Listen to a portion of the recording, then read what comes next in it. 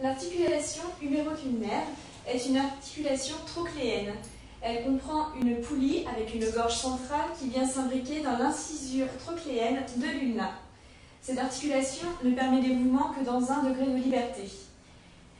Elle est comprise dans une capsule qui est tapissée dans ses faces profondes par la synoviale.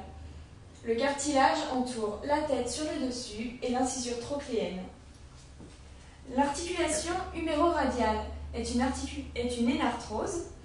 Elle permet des mouvements dans les 3 degrés de liberté. La capsule englobe toute cette articulation.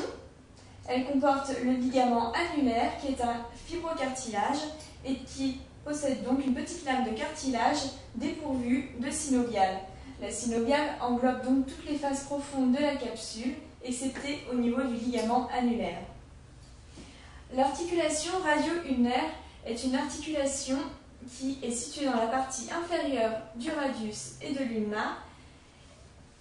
Les facettes articulaires sont congruentes, mais il y a un ligament triangulaire qui permet une meilleure fixation de l'articulation.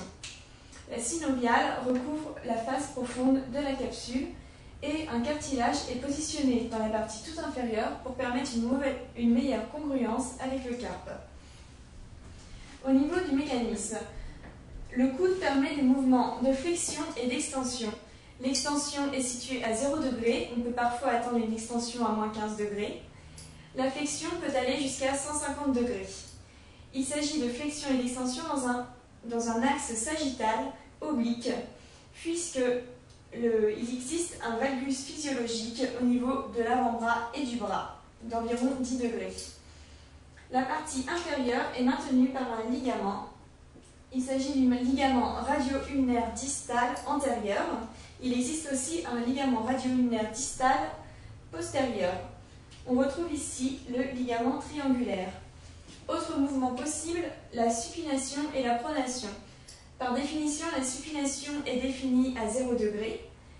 La pronation correspond à l'enroulement du radius au-dessus de l'ulna et qui vient présenter sa face postérieure.